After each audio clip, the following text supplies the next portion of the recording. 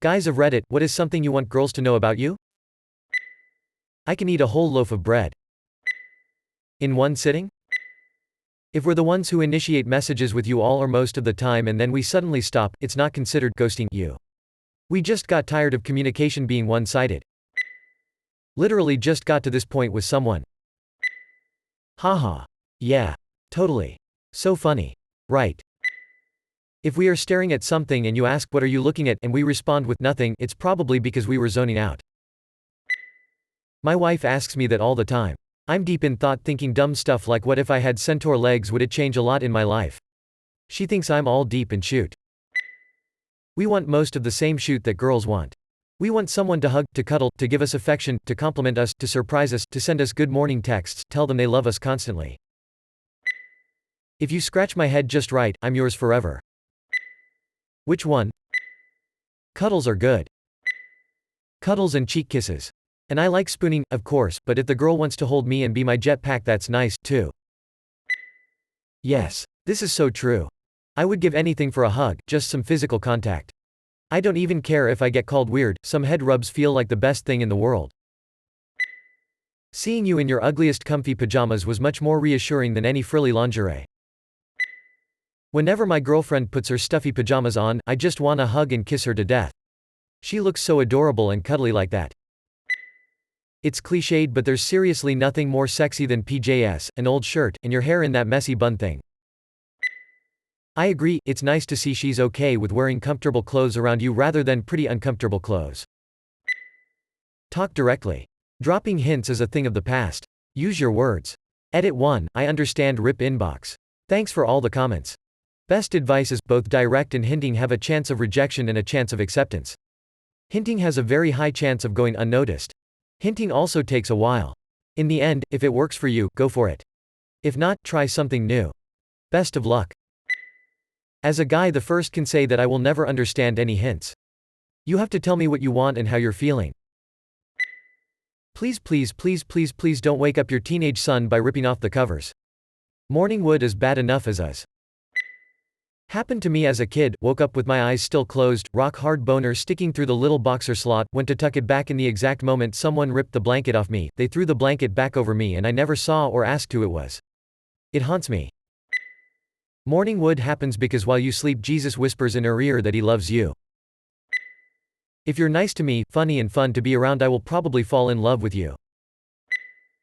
Truest one here. And I will never act on it because if I get rejected that means I've alienated yet another one of the few people to have ever treated me so positively. I really do care what you feel like and what you think about.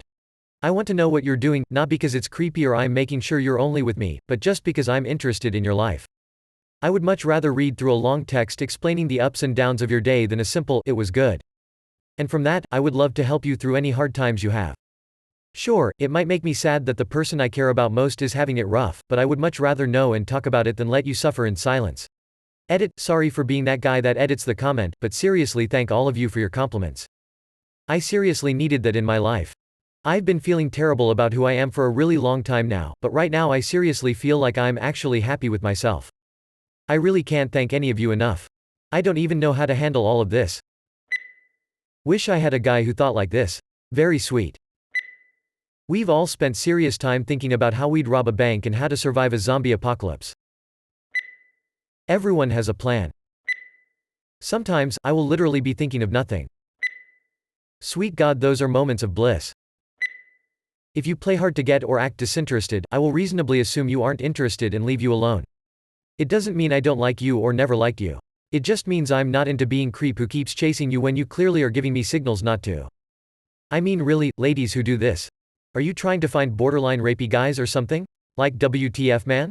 With that said though, I'm dense as F when it comes to social interactions, so I dunno, haha. I love this so much. My parents told me so much growing up that I should play hard to get and make men chase me. They also told me over and over again that if a boy hit me or pulled my hair, that meant he liked me. So of course I married a controlling abuser. It's royally F-ed to raise girls to think that way. When I was single, 80% of my effort with girls was, don't be a creep. Waking up now, I realize my non-aggressiveness cost me a lot of opportunities. Society wants to say how much men are creeps. But most of us are the farthest from that, and we're freaking scared of being creeps, so we come off as weak when we're not. At the same time, the shit women have to deal with from this so-called minority army of creeps is pretty amazingly disgusting, gross. We can be just as insecure as girls can. Actually more, we can't just slap some makeup on to cover blemishes. Even if I look intimidating, I'm a total teddy bear and would never hurt anyone. Women born with a resting bitch face look unpleasant. Men born with resting bitch face look like psychopaths. I used to have long hair, wore band tees and leather jackets, and generally looked like a metalhead. 'Cause I was. I still am, but I was then, too. People thought that I looked intimidating. Employees would follow me in stores. But I'm super gentle and wouldn't do anything wrong or out of malice.